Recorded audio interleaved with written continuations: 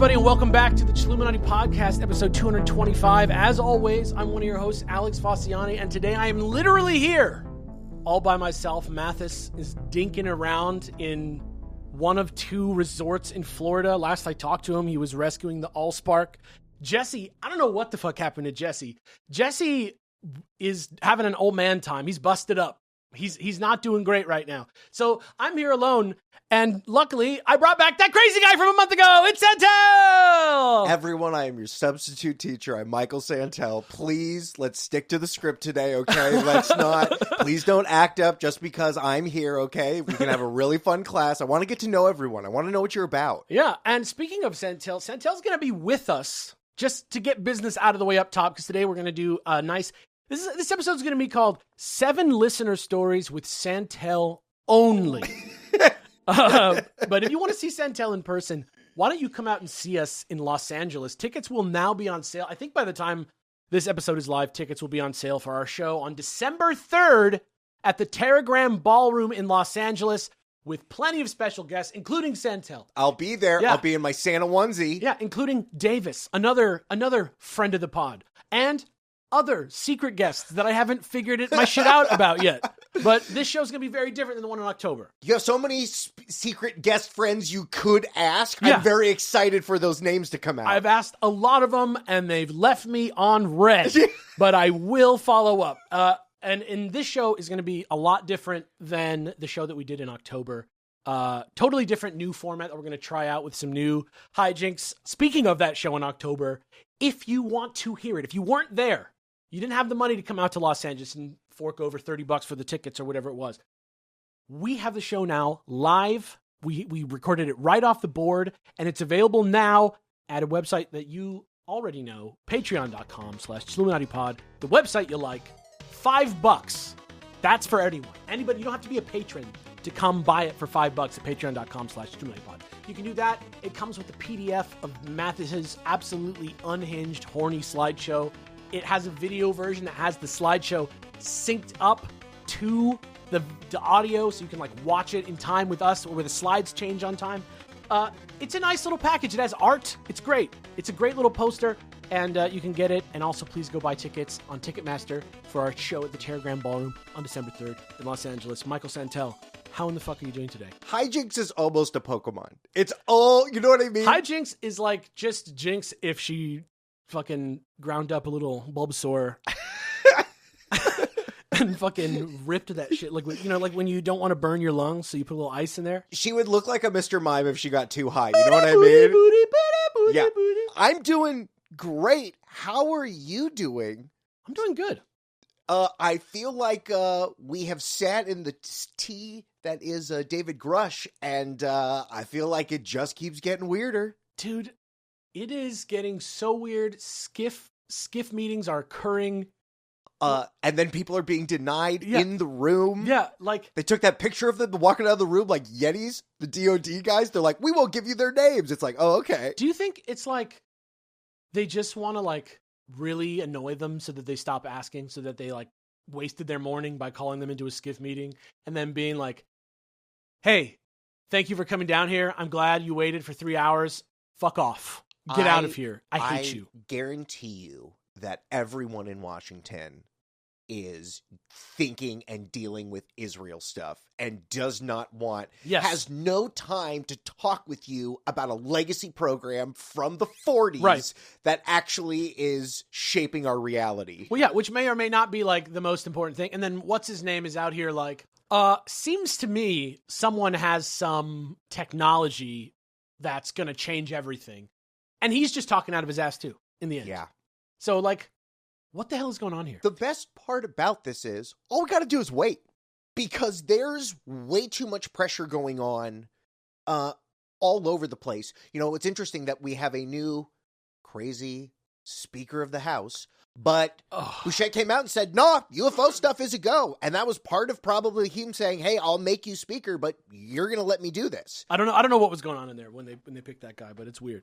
But like I said, I've got 7 listener stories for us today. This is going to be just so you know what the vibe is, think like improv teacher vibes on this, where you can stop the scene and just give me some notes as we go. Okay. That's going to be kind of the vibe of this as we go through, since you've never done this before. What kind of stories are we going to hear? Yeah. Are we going to hear ghost stories and Bigfoot stories? Or are we going to hear like weird, like Penthouse Forbes? It was an airplane. It was dark at night. We like personal stories. We like local color. We like, sometimes they send in dreams for us to interpret. Sure. Sometimes it's almost like a more classic fan mail type reader response letter. Okay. Yeah, there's all types. They're all from our Reddit, r/Chilluminati pod. If you want to get on there, it's free, it's chill. It's actually funny. There's good times. Our mods are great. Shout outs. Like, it's a good little place. There's actually quite a lot of activity on there. I actually haunt that place. Reddit mods, what do I need to do? Do I just tell you I'm coming? Do I just post a bunch and then you find out it's me? How do I get in contact with you? They'll find you. Okay. It's like the Matrix. Okay, I'll tell them. I'll tell them the special code. I'll say, "Hey, this is Michael from the Matrix. Let's get this going." Now, I've sent you a list of stories. You got it right here. Yes, I do. Thank you. Thank you for airdropping it to me. I'm going to start with the first one, and we're just going to get right into it. These are all from Reddit, like I said. This one's called, "In My Mom's Words, Listen to the Voices You Hear," which sounds like... That sounds like music. That sounds like a show that would be at a museum. Listen to the music. Yeah. What was that lyric again? It's basically that lyric. And this is from user She Who Rides Dragons. Oh, cool. Which is a cool username, yeah. You got a whole theme park coming your way. So here we go. Before we begin, also, I'm so sorry about my face. I don't know if you guys can tell that my voice is like completely fucked up, but the Santa Ana winds, they are here. And I was house sitting in Ontario, the windiest place that I've ever been. There was like, my phone was like, "Watch out, bitch. You're going to die tonight." It's especially polleny. There's a haze in the air today. Looks like a western outside. Kelly was with me house sitting, and she had to leave early to go to work. And she was like, "I'm leaving." And then she was like, "Actually, now I'm leaving." I had to get out of my car because a tree had blown over and I had to pull it out of the driveway. It was crazy. It's the windiest place that I've ever seen. Okay. It's the windiest thing that I've ever been. It's called the Windy City. I've been told that many times. I was in Phoenix, and there was like a mummy-ass storm. Like a wall of sand came. Oh, okay. Like a Mumra level of sand? Like when Arnold Vosloo's face rises out. Yeah. It was like that, but it was just wind. And I was at the like Japanese cheesecake place out in Ontario. It was fucking crazy. It'll protect you from the scarabs. It was fucking nuts. I was having hibachi. No, not hibachi. What's the one? Teppanyaki. Oh, okay. Like where they throw the shrimps in your mouth. Is that the difference? Teppanyaki, as far as look, now I'm talking out of my ass. I think this is like... I love me a hibachi show. I like when they do the heart. They do the Pac-Man. I think hibachi is a barbecue, though. They do the Thomas the Tank Engine. What are we talking about? What's the name of that thing? Benihana. Benihana. Yeah, Benihana is like teppanyaki, the flat top. Okay. Like the metal, like diner style flat top. What is the balls with the octopuses inside? I thought that was okonomiyaki. Okay. No. I don't know. Okonomiyaki might be a pancake. It's fine. Let's get to these Reddit posts. Yeah. All right, here we go. Before we begin, I'd like to introduce this story by saying that it's not my own. It is instead my mom's, written in her words. It's always intrigued me, and I hope it intrigues you as well. The setting, rural Minnesota. The time, to be revealed shortly. In order to tell this tale in full, my background should be known to enable you to see the era of time. Okay, this is... like Leonard Nimoy. Yeah, this is a lot of thought being given to this story. It's beautiful. I was born in 1960 to a family that ended up as 12. Mother, father, 5 boys, and 5 girls. Extraordinary odds, Mom was told. Yeah, that's like a Von Trapp family. Yeah. I love that we're already characterizing Mom. She already exists in the world. That's good. Back when the world was smaller... And she's done it. Yeah. She has birthed many a human beings into this world. That's a surreal amount of siblings. Back when the world was smaller, dirt roads with grass running down the middle and no neighbors within earshot. The property was said to have been a stagecoach stop. The wind would blow the sugar sand across the barren low hills, making you feel you had been transported into an oasis in the desert. Oh yeah, there was nothing to do there except get with Mom. Yeah, being we had a hog farm / garbage hauling business, there were always chores and you either worked outside or inside. I was an outside human. That brings us to the tale. I've only started recently... The phrase outside people and inside people has just came into my lexicon, and it's a really good... It's accurate. Yeah, I'm an inside person. I'm like Blade. I'm like the Daywalker. Like I definitely get in my steps, but like I'm also the most. You should see how stereotypically disorganized my house is for what type of guy I seem like I am. As long as I can get back inside, I'm okay with being outside. Yeah, but I need to know that there's an inside nearby that I can go escape to. You don't want to be stuck out there. I don't want to be out there. Do you camp? I will occasionally go out in the wilderness and tent my own life. Yeah, I'll camp sometimes. But you go in the tent? Yeah, I always go in the tent. That being said, our friend's grandmother gave her an RV, and I'm going to let you know, RV camping was the shit. I've never done that. Bro, you just go up there and then you get to make like pulled pork tacos because Rob was able to get the slow cooker working. I love that. And he like pickled all these onions. There was just like inside things we could do very quickly and then eat it outside. It's like Pete from the Goofy movie. It's like that's like the guy that I think of who owns an RV. It wasn't. There wasn't a dance floor inside of it, but I was dancing because I was so happy that I could like sleep in a place where a bear couldn't get me. Yeah, that dude. Kelly's family, we went camping one time and they did an RV and we didn't, and we ended up sleeping in the car. Yeah, you messed up. Yeah, we messed up. All right, back to the story. The tale.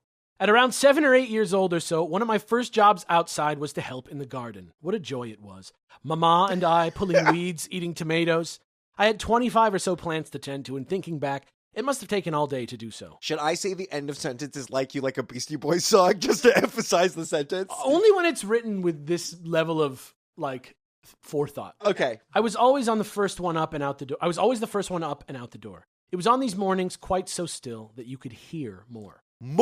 One morning, as I busied myself with the garden, I stood up to see someone coming up to me from the way of the hog lot, which was odd because the way he came was from only open farms and forest.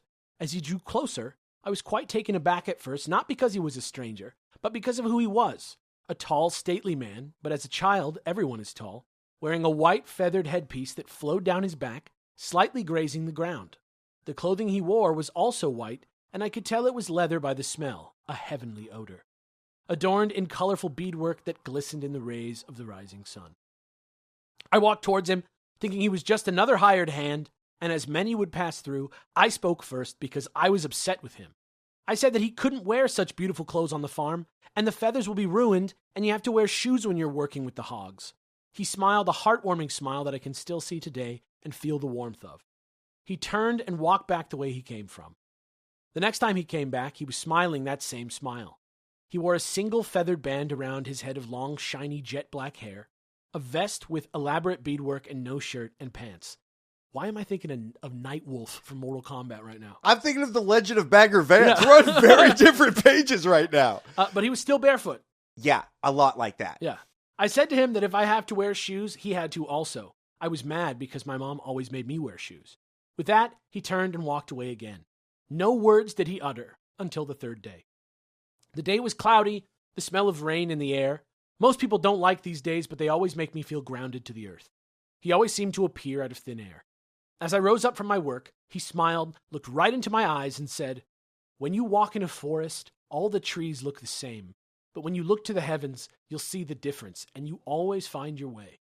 As he walked away, never to come again, I didn't realize how important these words would become for me until later in life, and it became clear why he talked to me. What I learned from him then saved my life later on a scary winter night. When my mom talked to me about that night lost in the woods, wanting to know how I could find my way out, I told her what I had learned from that hired hand. She looked at me, shaking her head, saying that we never had a Native American man working for us. Thank you for reading my mom's story. She had a lot of them, and I hope you can share some more, and I hope I can share more someday. But it was hard enough getting her to write this one down, so no promises. Have a good day, and remember to look to the sky when feeling lost among the trees. We're entering holiday season, and you know what that means? More meat in my mouth. That's right. There's never a bad time for me to be placing delectable, high-quality, primo-cut meat in my mouth.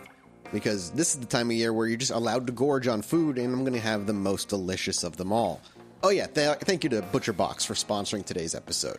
And that's really why I'm here, because ButcherBox has all the meats that I need. I don't buy meat at the grocery store anymore because they deliver high-quality stuff at oftentimes cheaper than what I can get at my local grocery store.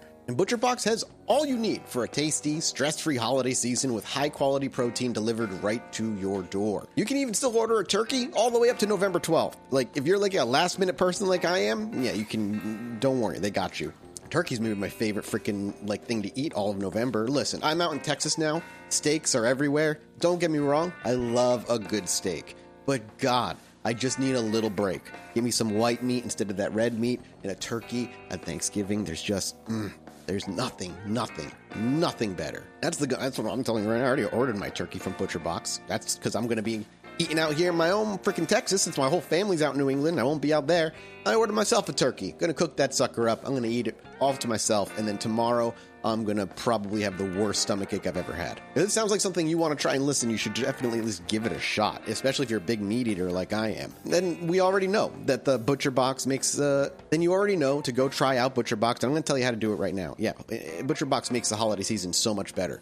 For a limited time, they're offering our listeners turkey for free in your first box, plus $20 off your first order. So you're going to get turkey for free and an additional $20 off of your first order. I mean, if you're, again, a last-minute person like I am, just saying, all you got to do is head over and sign up today at butcherbox.com/chill and use promo code CHILL to get the deal. That's it. butcherbox.com/chill, promo code CHILL to get that turkey. One more time for you, butcherbox.com/chill, promo code CHILL. Thank you so much to ButcherBox for sponsoring today's episode. I feel I'm so cynical in terms of hearing tales of woe that I instantly, it's like, this is too well written. This is obviously somebody working on their prose. Like, beautiful. Yeah, beautiful job. But then I get into, like, the story of it. Yeah. And then it's like, yeah, maybe this was a thing that shaped this woman's whole life. Like, she's a kid. Like, I don't know. Like, I think about things that I remember from my childhood and, like, the significance that they have to me. And there's no way that, like, the scary red-faced man that leered down at me that I can still remember from when I was 2 years old, it was as scary and horrific as I remember it, because I know that it's my dad's friend Rob today. I know that guy still today, and he's not a fucking horrific monster. But when I think of, like, what scares me in the world today, I know that it's like this 2-year-old's, like, fucked up version of Rob that scared the shit out of me. Yeah, that there's a man in the closet with a red face, yeah, and he's going to get you. Yeah, exactly. And he's always following and you. It was just Rob with a sunburn at a barbecue. Right. Yeah. But that was that image that then becomes the thing. Yeah, so... That's also like a Japanese demon. Yeah, exactly. Some burned, all red dude just hops out at you. Like a fucking Tengu ass, like, with the long nails. Yeah. Yeah. I don't know. Like, I could see having some kind of interaction with somebody, but then the funny thing is, do they even say anywhere before that last time when they say that he wasn't, that we didn't have a Native American working for us, that the guy was Native American? There was a heavy implication with his pants, yeah, and his feathers and things like that. We assumed, that's why I was getting, Yeah, he seemed a little mystical. He seemed a little dreamlike, right? Yeah, but doesn't a good magician never show his whole hand? Wasn't he going to just be trying to do a show for one person? What do you think happened here? That if this person didn't have a mythical experience with a spirit from yesteryear that just inhabits this land. Yeah. Where's the land? Rural Minnesota? I don't know anything about rural Minnesota. It's nice. It's a nice place. Lots of lakes. How were their indigenous people treated? I'm going to just go out on a limb and say we probably fell short. Okay. I mean, it's interesting to think. I mean, it speaks to, like, it makes me think of, like, the truth of that place. Like, obviously, right, if this individual is appearing to her, like, this thing is then independent of her, because she didn't see something, right? She didn't see, like, something that, like, she would be programmed to see or something like that on the farm. Right. Like, she's just a kid. Like, why would she have that in her mind zone already? Right? Like, why would she have that imagery in her mind before she met this guy? Right. This is the 60s. Like, what is she watching on television that would give her this idea? Well, now that you put it that way, like, Tonto. Oh, okay. So you're saying to me that there was children's programming. I mean, I don't know, the Lone Ranger, right? Like, yeah. The, like, Cowboys and Indians, like, the, like, classic, like, sort of stereotypical sort of... Who did you want to be in Cowboys and Indians? The camp cook. I always wanted to be the medic. In Red Dead Redemption, there's a guy, Pearson, that you have to like feed all your like dead meat to, and he makes a stew every once in a while. That guy's my favorite guy in the whole fucking game. I always wanted to be like a Star Trek medic because I always felt like they like fought, and then at a certain point they're like, all right, I got to start healing people. I was trying to be Neelix as a boy. Next one's to you. Santell, haunted pets from user mysterious_resist458. An android. Oh, it's not a real person? Yeah, that's a real person. Wait, well, how do you know they're an android? Just the name sounds like a designation. I don't know. Oh, okay. Hi. Going to start this off by saying that I'm coming up on 3 years of listening to the Chilluminati. Well, thank you so much. And it's been great entertainment for when I'm working. Speaking of work and using spooky season and upcoming Halloween to tell the story, it takes place at my work, and feel free to use this on the pod. Alex, happy Dias de la Muerto to you. Oh, did you so build your much. altar? I did not. I would be appropriating that culture if I tried to do it. I built an altar, got all my dead grandparents' IDs on there. Oh my God. I wow. got incense. I'll show you the pictures. It's great. Does it feel good? Yes. I am trying to be more mindful of things in my life and to like have that thought and to see them all there and like burn incense and stuff And like think that. of them as like being there. Just like the lineage of time. Yeah. I enjoyed it a lot. I don't know enough about it to like. I watched one TikTok video and I read an NPR article and then I set it up. Happy 2023, everybody. But I've been doing altars now that I do tarot, so like that also spoke to me. So you just wanted to kind of you put different levels of boxes because like one's the heaven layer, one's the earth layer, one's like below. You then put offerings on there. You put water so they can like quench their thirst. You put out pan de muerto, which is like Mexican sweetbread. You put marigolds because it like. Where did you get the bread? I just cut up Trader Joe's wheat bread. I didn't have any bread. I didn't have that. And then I was like, well, if I'm going to put, if you give a mouse a cookie, he's going to want delicious Patron. So I have a little Patron out there. Okay. Yeah, I have a little bit of everything. That mouse is done for. Done for. Okay. Oh, wait, I got to tell you this now because it's too good. My dad has this story that... Is it a ghost story? No, it's just he used to have a little bird, like a little parakeet, and he had his buddy watch his house one day while he was like out of town to watch a football game or something. And the guy had a party at his house while he was gone. And when he came back, his bird was hanging upside down, dead on his branch because somebody put vodka in the bird's water dish. That's awful. He's like, it was horrible at the time, but thinking about it now is funny that bird was just upside down on its perch. He got so drunk. Yeah, he just went down.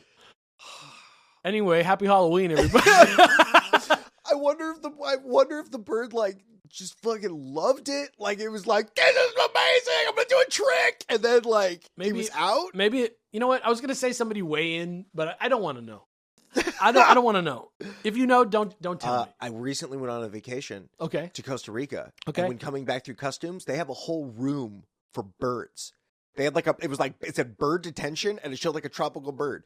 So many people sneak birds through the airport that they have a dedicated room at LAX for birding. I do. It's just money, but like in tubes. What a hilarious idea.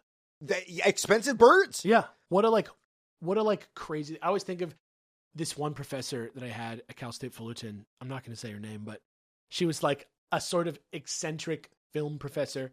And there was this place called the Rialto Cafe, and she got kicked out more than once for bringing her like fucking gray parrot inside her jacket into the place, and like they always see her like sticking bread inside her clothes and shit. And the gray parrot would probably say shit too, yeah, right? Yeah, 100%. It's like things like a little toddler. Action! Like, it's like they have lights, camera, action. I went to a bird show and they had a gray African parrot, and his name was Bruce Nadell. Like it's a tiny voice. Action. Yeah, they're cut. They're smart as fuck. DP. I'm trying to think of jargon from the things the bird can say. Auteur. It's still me. I apologize. I work at a pet cemetery. Now you can't just. What do you mean you work at a pet cemetery? Yeah. You work for Stephen King? We're getting in there. I mostly do groundkeeper work like mowing and general ground maintenance, but occasionally have to get into the grimy side of the job dealing with the pets.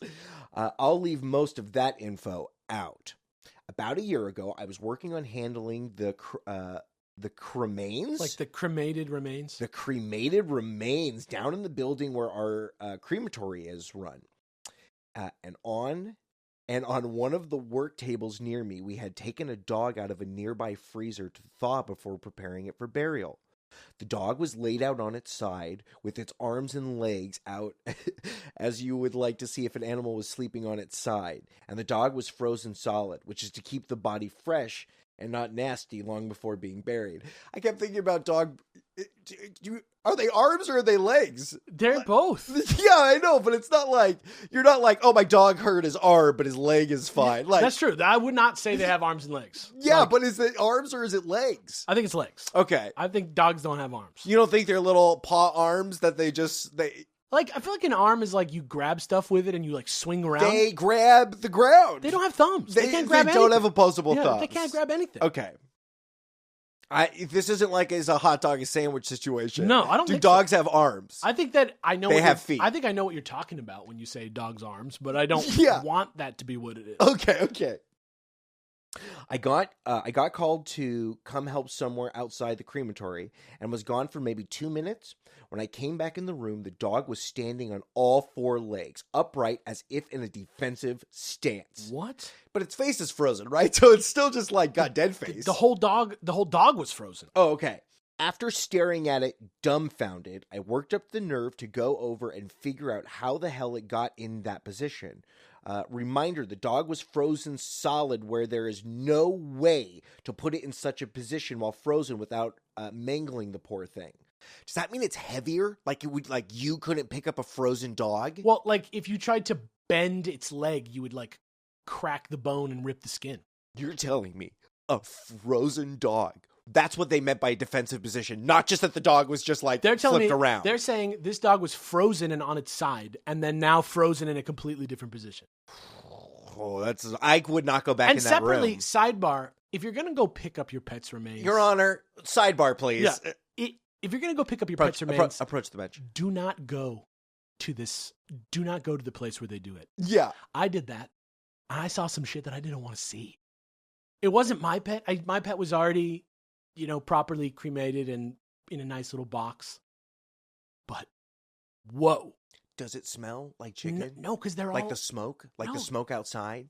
No, but the smoke was like far away that I couldn't smell it, but there was like tables with frozen dogs on them. It was wild. So you can attest that frozen dogs are left out in dog hospitals? No, pet cemetery or like a place where you process animal remains. They just don't do a pet cemetery at a big people cemetery. It just do them at the end of the day. You wouldn't want your grandpa to be buried next to a dog. If I'm gonna buy a dozen, I would like a bag of free dead dogs. Like get rid of a dog for me. Like a street dog? If we're like burying grandma, they could also do some dog services. I mean, maybe at a different lot. I don't want my bullfrog buried next to my uncle. Okay. I mean, for enough money, they'll do it. Yeah, they would. But is it okay if it piggybacks on another? Like if grandma had a dead frog inside of it, like you've already paid for the land. If you put there'd be a tiny headstone. I'm fine with that. Yeah, I'm fine with that. Like a hashtag. Like she wants to be buried with it. Like I'm fine with that. Okay. Yeah, I'm fine with that. What if the frog outlives her though, and then we have to maybe it's like a ancient Egypt situation where we have to then go back. Yeah, we have to go slaves. See, some people think it's a power plant. I think it's more of a chemical factory. When I went to put the passed dog back on its side, it was still freezing cold and rigid, completely freaked out. I put the dog back on its side to continue thawing it before it was buried, and go the hell out of the building for the day. While it's not unheard of when something like that is thawing to extend its limbs and uncurl itself as if it warms, the position and placement is completely impossible for how cold and frozen the dog still was. And lastly, there was not anyone else in the crematory building with me, and the building is far away from the main office that it would have taken far too long for anyone to set the dog up like that without me seeing. I still have no idea what to think of this and still get pretty uncomfortable when it's just me working in the crematory with all the past pets around me. But work is work. I hope anyone who reads this enjoys and has a very spooky Halloween. That was an absolutely disturbing imagery story. It didn't scare them from the profession. Yeah. This is a story that if someone's like, you ever seen a dog ghost? They're like, well, let me tell you what I have seen. I saw a frozen dog stand up. I saw a frozen dog. So what is the implication then? Does the dog have a soul then? Like, do animals have ghosts? Like, there was obviously a dog ghost that changed the body? You think it's like a frozen dead dog Toy Story situation? Or is it like a Shinigami situation where, like, this is a place of negative energy because of death, so, like, ghosts can, like, Jew on. Something fucking weird happens. Just something weird happens, and it's like they didn't really hurt anybody. I don't know. That, to me, that story reads as, like, true to me because I could never think of those details. I mean, I guess maybe you would if you worked in a dog crematory, but, like, I don't know. That something about that one, it didn't go too far. I liked the essence of it. Felt real to me. The fact that they still work there, like, Yeah. It's still the best paying job in the small town, but, like, sometimes you have to deal with, like, weird upside down dogs. Some people are like, some people want to have a colorful job. Like, if I could tell that story anytime I was at a cocktail party, I'd feel really cool. I mean, the long con is to go work somewhere and go like, hey, I just want to intern. I just really want to know about this. And then see the dead dog and be like, all right, peace out. What was the show called? Jury Duty. No, it's 6 feet under. Yeah. Right? Like, yeah. There's something cool about it. Sierra loved that show. I didn't watch it with her. I She watched that show without me, and I watched The Wire without her, so then we can never have a conversation about either one of those shows. That's fair. The Wire's for yourself, you know what I mean? I just couldn't stop watching it. Yeah. It's devastating. The Wire's actually, sidebar, The Wire's a great TV show you should watch. It was so good, I feel like I need to rewatch it again. Yeah. Right, like as a second, like I would read a book again, I should watch the show again. Young Idris. Yeah. It's good. Oh. I got a dream for you next. Yeah. This one's called, and we're going to interpret this dream. Oh, yeah. This is called My Strange Dream, Empty Skin People, from user Several Mummies. It's a great name. Yeah, love it. Last year, shortly after the traditional Halloween episode of our favorite podcast, not this one, I had a strange but surprisingly cogent dream. Since we just entered the spooky season, I thought I'd put it out there for everyone's amusement. Feel free to read and interpret if the hosts are interested. Oh, we're very interested. Yeah. We're very interested. It felt weird, but not scary at the time. But looking back, it's a nightmare. In the dream, I've just moved into a new house. I'm not alone, but I couldn't tell you how many others were with me. Oh, you are having a nightmare. At some point, I become aware that the neighbor is a serial killer, which in this is spelled like cereal, like the food. Sure. But I don't think that's what they meant. He's a serial killer. But it's okay. As long as I don't call attention to it, he won't kill me. Then I, for some reason, decide to report him to the authorities. It's only then that I realize the neighborhood consists of people that are just living skins with a cut up the front. Everything else has been removed. The first part of the dream I can totally relate with, where like, oh, there's a thing that kills you, but all you have to do is just hide a little bit better than everyone else and you're fine. Like Amnesia: The Dark Descent. And you can just go into another room. Yeah. But like, ooh, the cut down the middle. Holy jeez. Yeah. Empty skin people. These skin people take me to the killer's house, very polite, not mentioning the predicament that I find myself in. We start watching a movie while the neighbor prepares. I try to escape by getting up and saying I have to use the bathroom. I actually have to pee, which I think they mean in the dream they have to pee, not right now while they're writing this, I think. I go in, brace the door with my foot, and pee. I must have been taking a while because they get suspicious and start trying to get me. Then, the camera zooms up to a man crouching on top of the shower, in between a couple potted plants. The audience hear his thoughts. I've been here for 50 years and no one's noticed me. Then I wake up. So right out the gate, I am guessing this person is American. Because if you feel like you live next door to a serial killer and everyone around you is an empty skin of a person with nothing inside, with no soul, that's what it's like to be in like post-COVID Death Stranding America. Hit the 15-second skip button if you do not want to hear a spoiler for the movie Parasite. Okay. Hit that button now, and then hit it again. Yeah. Okay. Hit it now. Yeah. Wait, hold on. Okay. At least one of the buttons has already... I know. Okay, we're resetting. Hit it now. that feels like a Korean horror movie ending. Yes. Is there any chance that this person is not then American? Could be. Like, I mean, if... I have dreams of other people being there, but I never see them. Yeah.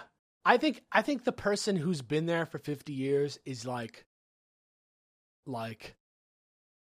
connecting, like, okay, like, how do I say this? Like, the people outside, you're getting that feeling. You're feeling like they're going to come. You're not interpreting that this is a being that lives inside of this person. I mean, inside of this person, like, maybe, but like, I think it's all a metaphor. I think, like, they're saying people are empty. It feels like there's serial killers next door. Nobody's acknowledging it, right? They're just being polite and like luring you to your death. The only way for that person to be an individual, to not be part of the skinless mob, was to be a loner in an island of one, and that person was completely original. Yeah. Right? Like, they were not assimilated into the masses, but you can't say anything. You just have to, like, be in the background. You have to lurk the subreddit. Yeah, exactly. And I also think, like, to speak to the guy in the shower some more, like, if you look at stuff like Twitter or Reddit or all the, like, crazy internet shit that, like, makes people crazy and, like, angry, you might think, and how global the news cycle is now, you might think that this is a new thing that's happening in the world, like this insane, like, masochistic, uber violence, fascistic tendencies thing that's going on right now.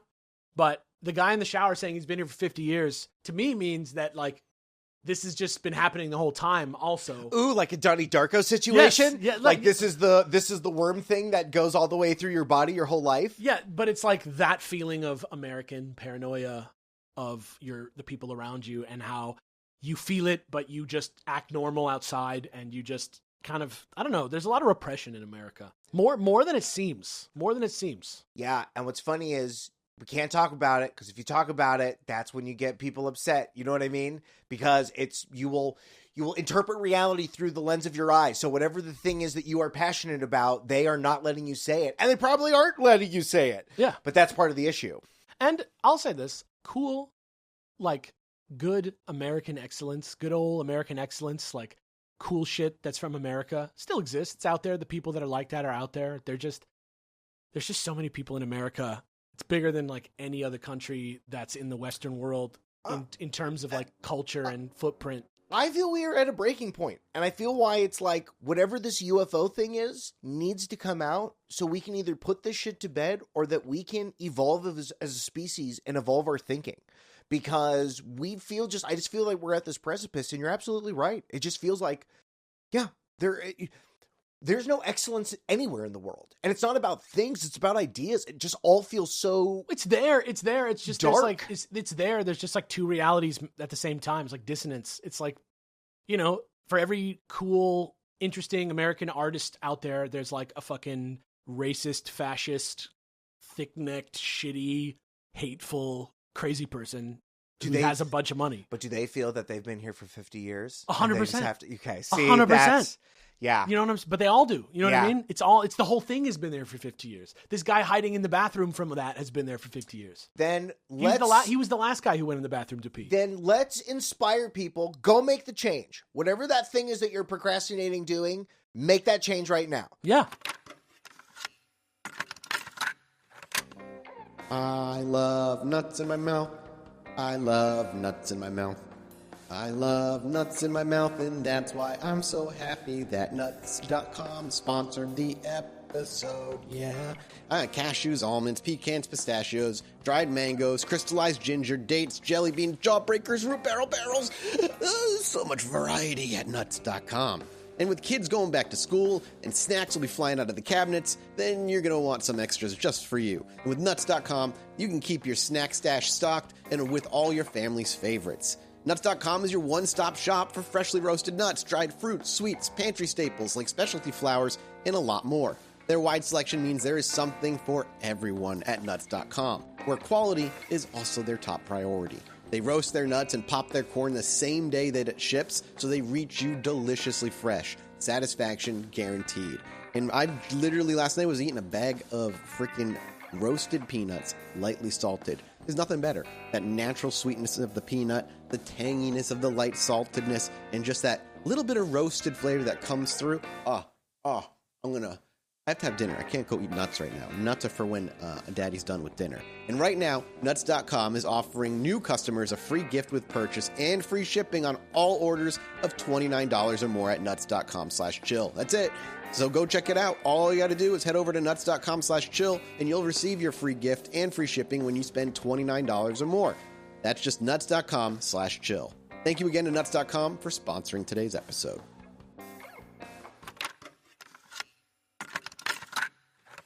Santell, a PhD's take on the alien genetic post from Barfus the Great. Is Barfus a Roman emperor? Barfus is a Roman emperor with a PhD. Yeah, okay. Yeah. Is that what that means? Oh, yeah. Okay. Hello, my fellow Chilluminats. I'm a longtime listener, first-time caller of this podcast, and I've lurked on the subreddit for quite a while. Do people know about longtime listener, first-time caller? I think so. Do people still know what that is? I still get unironic, like, similar messages all the time. What was the morning show you used to listen to in high school? Kevin and Bean. Kevin and Bean. Yeah. I used to buy the Christmas album every year, too. That was the good thing. Yeah, they had all the dirty songs. It was like South Park, Blink-182 vibes, you know? Yeah. Yeah. The Mikey show down in San Diego. Oh, yeah. It all fell apart a couple years later, but it was classic. Classic. Shout outs to morning radio for young people. It was like hanging out with your friends. You just wanted to tell jokes and you'd find a community and you're like, this is me. It was like being on the internet, but you're outside. Yeah. Yeah. It was kind of like, right. It was like a Discord room with 6 people in it. Yeah. And one of them was usually a dum-dum. It's like a daily podcast. Yeah. Yeah. It was vibes. Yeah. And it was like, you didn't have to like have your phone. You could just like go eat some eggs and it would like be It on. was always there. Yeah. It was like very reliable. Yeah. Yeah. I consider myself apathetic. I consider myself an apathetic Jesse in the area of aliens and cryptids, as I think there are more pressing matters in the world that require our focus, i.e. climate change, and its effect on events such as famines, water shortages, and pandemics. Heard, but if now, then when? Because there's never going to be a good time. We just don't know the answer. We don't know how important it is. That's the thing. That's very true. We want to know. And I think that we got to do something. Yeah. I can't deal with the pollen in this room. This has got to be climate change. I know.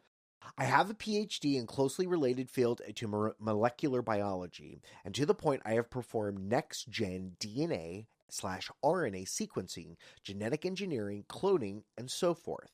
I don't want to post my information publicly to Reddit, but if the mods want to confirm my credentials, they only need to ask. What does that mean? Does that mean he's working for Chinese CRISPR technology, or is this the weird shit we're doing? The problem is, this guy's got the same credentials as the other guy. Alex, I have lots of credentials. If you ask me about them, I'll tell you all about them. I'm not even trying to like clown on Barfus. Like, he very well could be a PhD. Please be respectful to Barfus. Yes, like real talk. Like, he very well could be a PhD, but it's just funny to be like, I also like Alex the reader still doesn't have the expertise, and you're just another person on Reddit telling me that you have the expertise. But this is kind of how doctors talk. Yeah, no, look. We know a doctor. Hear him out. Doug's a doctor. Yeah, dude. That's how he talks. Yeah, God bless him. Hearing the last episode about alien genetics post on Our Aliens, I felt that I had to chime in with more specialized opinions. This is what we were talking about when you were on the show, by the way. In short, I remember. Yeah. In short, the post is very fun science LARPing. The pod is an interesting read, but looking deeper into the details of the story begins to all fall apart. Yeah. Unfortunately, that's the problem. We don't know if any of this stuff is LARPing. Like, exactly right. Like, this guy, that's the whole problem. Is like, I was going to wait till the end to say it, but it's just so interesting. You know who's not LARPing? Huh. Grush. That's true. Grush is not LARPing. Because they looked into it, and all the places he said he worked, he did work. Yeah, he did work there. He's not like, what's his name?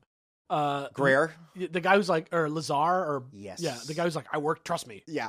Area 51. He's in the... Yeah, okay. Yeah, I know. Lazar's story is weird. Without going too in depth, as I am writing this on mobile and don't want to write a full breakdown with citations using a touchscreen. I don't like that you capitalized mobile. Yeah. Well, it could be English. English? Where they're like mobile, and then it becomes like a little bit more Is mobile with a capital M, though? I mean, it just feels like it is compared If to I was mobile. your teacher, I'd put a red line under that and Mobile sounds like the name of like a little pig sidekick, and mobile sounds like like his Pokemon evolution. Mobile also sounds like a weird oil technology. Yeah. Mobile will take over this country. There was already a gas station called that, Mobile. Well, I know, but we never said mobile. Yeah. Yeah, and if they steal that for their stupid oil ad campaign, you will have to pay. Yeah. The poster makes not like a thing on a wall, but the poster of the poster makes very basic errors with no PhD would make. An example of this incorrect definition of intergenic and Intragenic and intergenic. Right, which is like, oh, okay, great. I don't know the fucking difference either. There's just, to me, it's just a few letters. The poster places genetic features into the incorrect category, such as a promoter sequence being intergenetic when it should be intergenetic. Intragenic when it should be intergenic. Yeah, okay. So weird. I need you in this. This isn't the only issue with this post, which makes me believe the poster isn't a biologist, but rather someone who did research on biology to write the post. Nonetheless, it's a fun episode to listen, and I enjoyed Santell as a guest. Hot dog, Barfus! I didn't like you up until that last line, but you got me sold. You going to let him have his PhD now? Barfus, I appreciate you. Thank you so much. Listen to Storytime. I get it.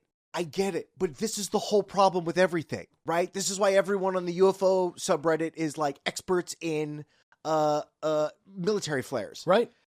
It's like, oh, okay, great. It's so much more. I work with military flares every day. It's so humiliating to get kind of just like bullied on the internet that you just lie.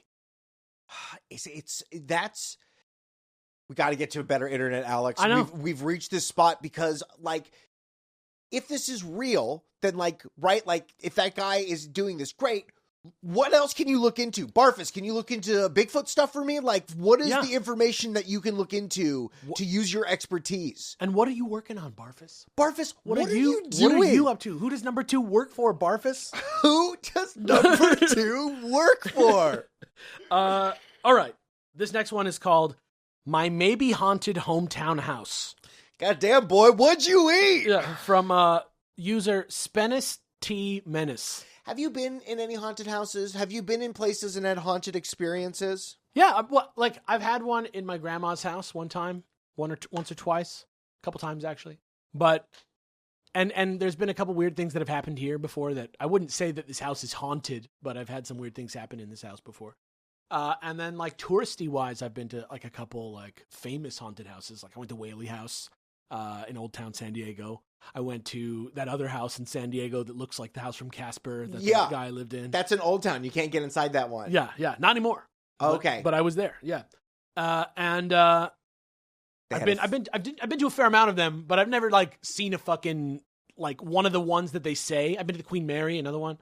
I've just never like seen like the famous ghosts. If that's what you're asking. It sucks that in movies when ghosts show up, like the door slams, the window opens, a bookshelf falls over. It's never just like a little, like the things that happen that are weird. I think it's great though, because when you then watch like Nuke's Top 5 and you're trying to like see which ones are real, the ones that like use the language of cinema are like probably fake, because it's like too good. Cause like if you watch a lot of ghost shit movies and you start to like see the tropes in real life, you're like, come on, the ghosts aren't watching angles of those ghost videos are always so convenient. The one where the guy like do-si-dos around a corner so that his buddy can sneak out behind him.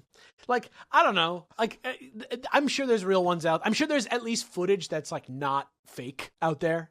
Like, that's been not tampered with. I'm sure mixed in every once in a while you get a good one.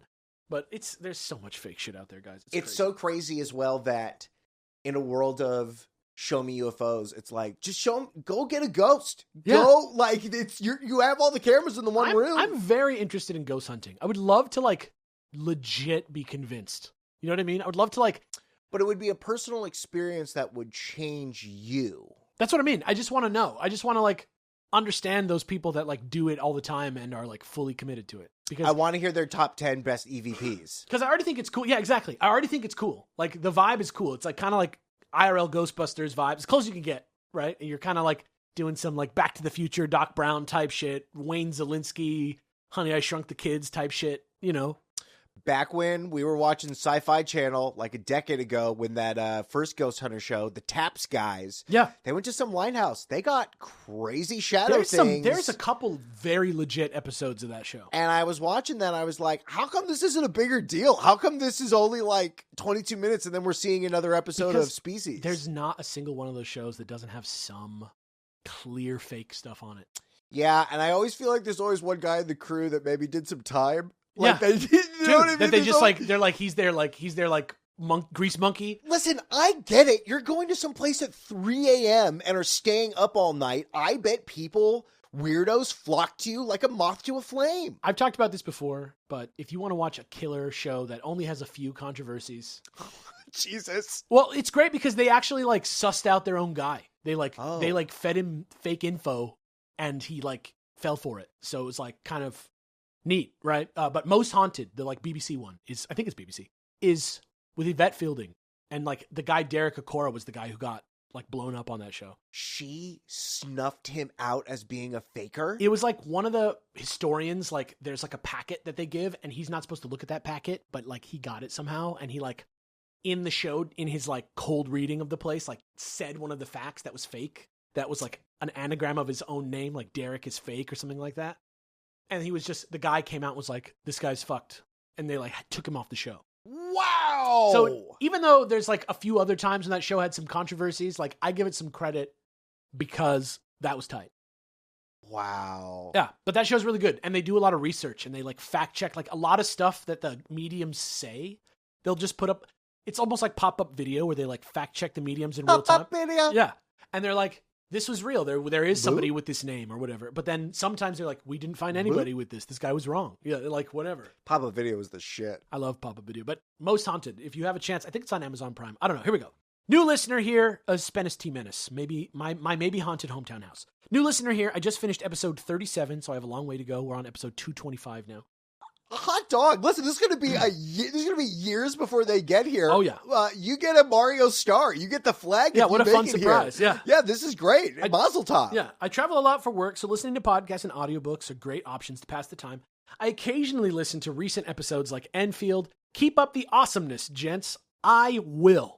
If there are any questions about any of the stories below, feel free to ask away. It's a lot to read, so hopefully I didn't go overboard. These will be 3 stories that I recently reconfirmed with my family as we all went through this. My hometown house had various bizarre situations occur, but to some degree, there could be logical explanations, even if I'd rather it be weird ghost shit. That lady comedian with the high-pitched voice, she has a lot of cartoons. Maria Bamford? I don't know. The one from Flight of the Conchords? No, she's a little younger than her. She's real pretty. Jenny though. Slate? I think so. Marcel the Shell? I think so. She grew up in a haunted house, and her comedy act, she like talks to jokes, and then behind the scenes stuff, she's like, I can't talk about growing up in a haunted house because it like is the thing that affects me the most. It's like so scary. It's just all of Slate. the like trauma that comes with living in a haunted house. Jenny Slate, please reach out to us. We're ready to believe you. It's just, yeah, okay. I grew up in the Bay Area, about an hour south of San Francisco. I grew up in a 2-story house that had issues with piping to the point where my parents had to eventually pay to have all of the piping replaced after it rained indoors 3 times within 2 years. Jesus. Oof. Hearing weird sounds, we chalked them up to the bad pipes we couldn't afford to fix for a while. My sister and I had our own rooms with a bathroom in between. Our parents' room was across the stairs with a path to the loft, which we called the band room. Above the top of the stairs was the entry point for the attic, a relatively small square that we had to bring a ladder to even push it up to get inside. So classic attic. This house is worth $5 million now. Yeah, no, in San Francisco, It's hour south, but still. It's got brand new piping. Okay. I love that the stories have titles. Story 1 is called Frilled Dress, Stitched Heart. This makes me believe that your story's not real, but I'm excited to be at your house with your family right now. I was about 12 years old. I had 2 young black cats and 2 German shepherds. This particular night was the strangest encounter with the cats. That's like James Bond villain pets, but I love it. I had just started... These ones scratch, these ones bark. Dita and Peter. I had just started Its scratch is worse than its bark, but its bite is worse than its machete. That's right. I said machete. He has a dog. I have made 2 dogs with My arms. dog has arms, Mr. Bond. Watch out for his machete arms. He can grip them. I better not bristle with that much. Come, Stretch. I had just started truly getting into reading.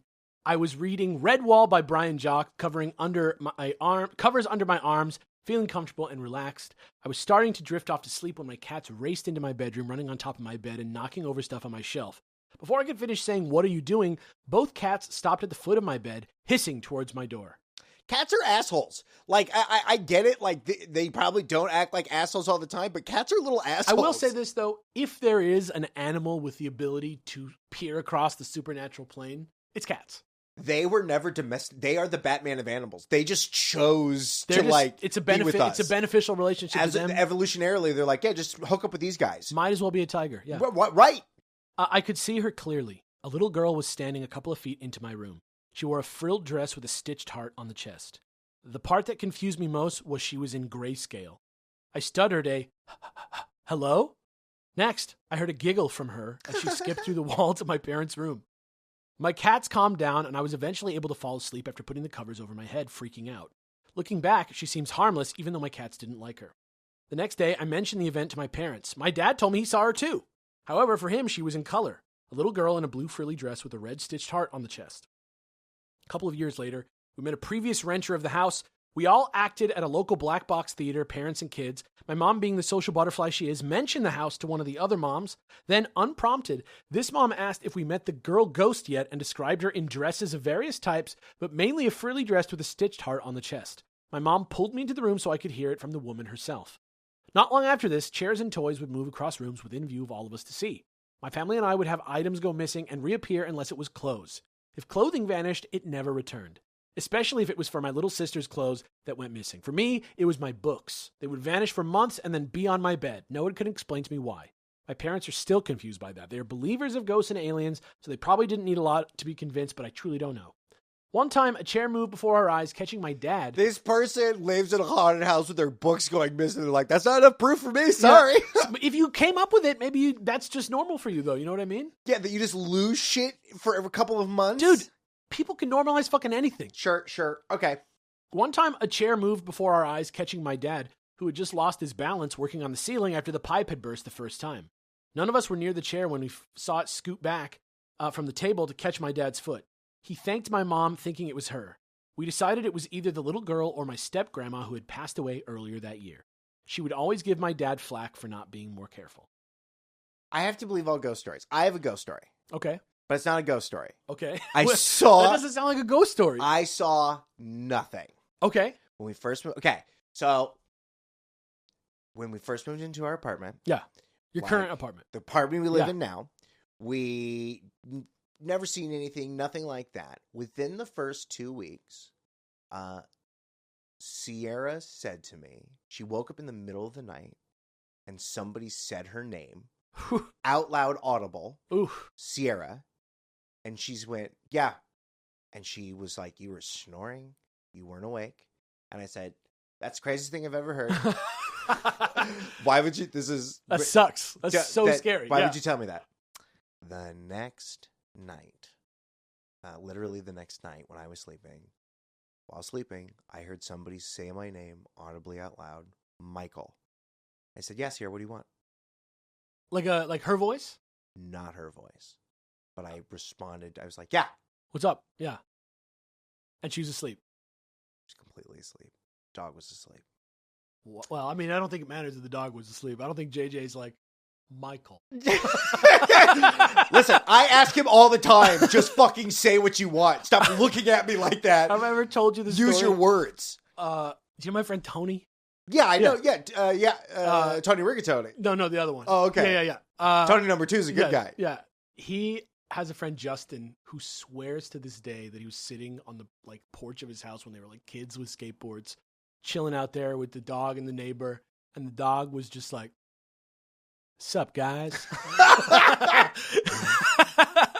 That sounds like dogman stories. Yeah. Again, from Michigan, where people just see like a dog smoking a cigarette, leaning up against a fence, and be like, "How you doing there?" That's the funniest shit I've ever heard in my life. Brian Griffin, like, what the fuck? It's crazy. And it reminds me of Joe Camel. And you're talking about cultural influences. Like, I don't know, maybe that was like a thing people saw. Yeah. Fucking a little smoke. Maybe that painting was just like so fire. Story 2, Out of Body. Here we go. Oh, I just did the intro. Do you want me to keep reading? I'll do it, yeah. It's technically your story. I didn't want to step on your feet. Yeah, no, take this one. There's a third one. I chalk this one up to being a weird dream because even on this day, I have bizarre dreams that are vivid as real memories, but still nothing like this one. I have deja vu dreams. Oh my God, all the time. I'll dream the thing and then it'll be the thing. Yeah. It happens more with people than like content. But it'll be like looking out a window, I'll be like, yep, I dreamt this. I feel like sometimes like the feeling is more complex than just like the visual. Like maybe something about what I'm looking at makes me feel the same as the feeling in my dream, and I like match it after the fact. It almost feels like reality resyncs. Yeah. Like a click, like a zick, and you're like, oh, okay. Deja vu is an extraordinary feeling. I'm back on the path. I'm on the path. Yeah. It was a hot summer. I was 16 years old, and it was well over 100 degrees Fahrenheit, and our AC was doing the best it could. It would die about a week after this. Man, this house is just rough as hell. It's really tough. I was falling asleep on the living room couch a little after noon. Suddenly, I had a strange sensation where it felt like someone was pushing on my face, like the Hat Man. What's the person that sits on your chest? A nightmare.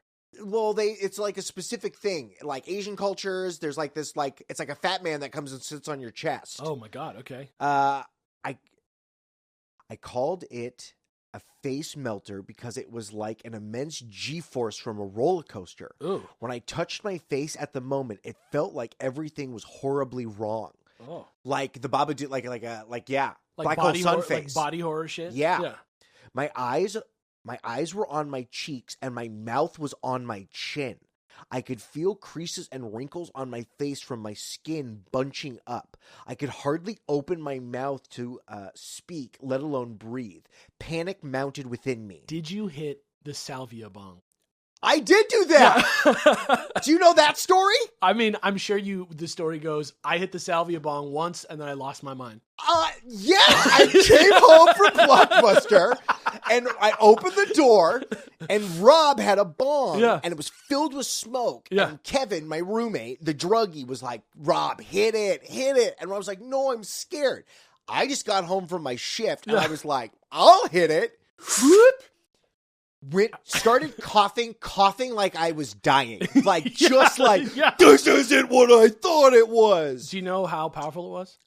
No. I went to the kitchen and instantly I turned on the sink to get water in my mouth and I was trapped being pushed down by a rainbow waterfall. Like a waterfall and all the rainbow pieces were like coming off of it. From the couch, Sierra said, you were standing over the sink just drooling like, ugh. Alex, a rainbow waterfall was hitting me. And then I felt all of the sweat on my back. Like, it was like itching me. Like, it felt like, again, to the mummy, felt like scarabs were like crawling Just up my back. So I instantly took off my blue shirt. I took off my Dickie shorts, and I just was like, I gotta get in the shower now. And I went to the shower, and I was able to calm down in the shower. Incredible. But it only lasts for like 10, 15 minutes. Maybe I maybe had like 90 seconds of that, and then the shower. Then all of me was just wet and itchy, and I felt fine. Great, that is insane. Yeah, a rainbow waterfall. Yeah, I tried to open my eyes. I forgot I was reading. Yeah. Sorry, Alex. I tried to open my eyes, but that's when I barely saw a pair of small, bare feet. Oh, no. Before I could freak out more, I sat up feeling lightheaded. Thinking it was a weird dream, I walked to the kitchen to get water when out of the corner of my eye, I saw my body sleeping on the couch. Oh, shit. You're out of body. I wasn't sure what was happening at first, but I heard a voice. I couldn't tell you what What was said, it was an echoing soft voice of a girl. Michael. As if in a trance, my body walked to the base of the stairs. I realized that I had no control but couldn't fight it no matter how hard I tried. At the top of the stairs, was a little girl,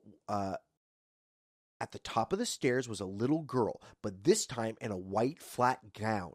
I pointed towards her saying, "I know you." She giggled. Before I could do anything more, I felt pressure in my stomach. Oh, God. The pressure turned into a clear feeling of being pulled. I was back pulled into my body. It wasn't fast either.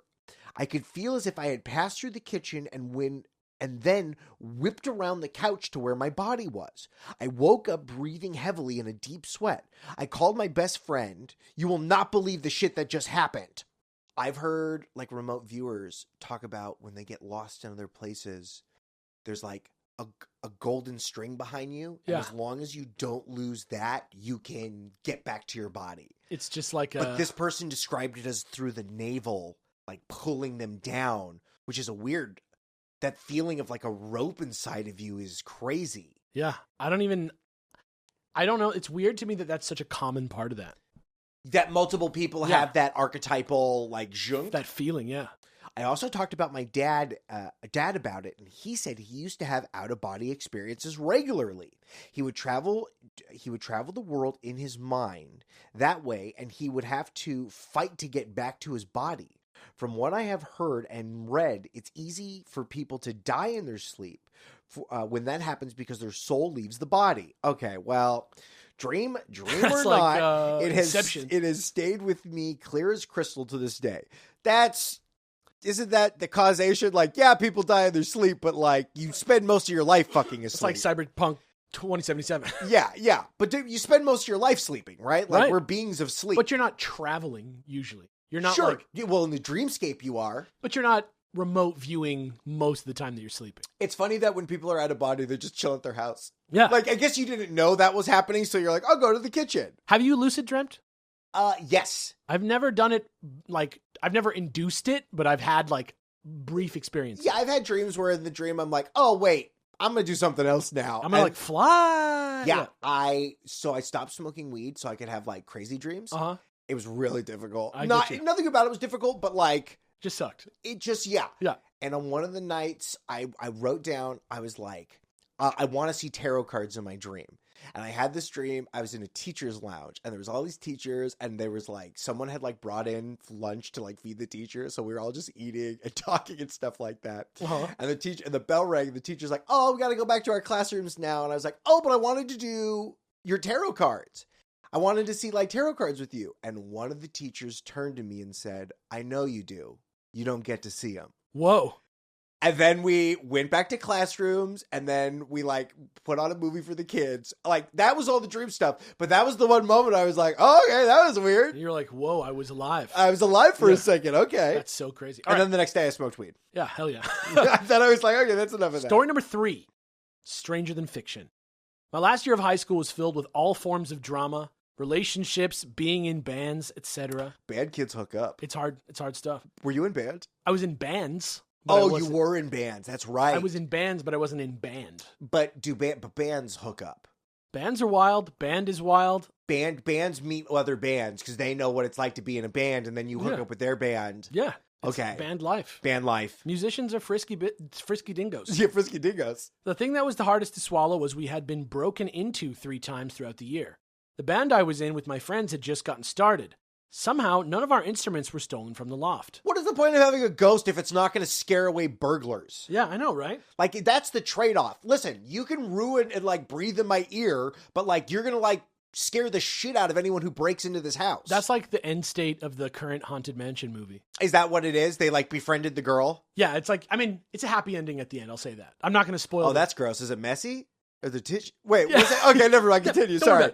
The first time we found who it was rather quickly. They didn't steal anything. Still, to this day, we have no idea what their goal was. A running theory was an old friend stole my keys and got spooked by our alarm system.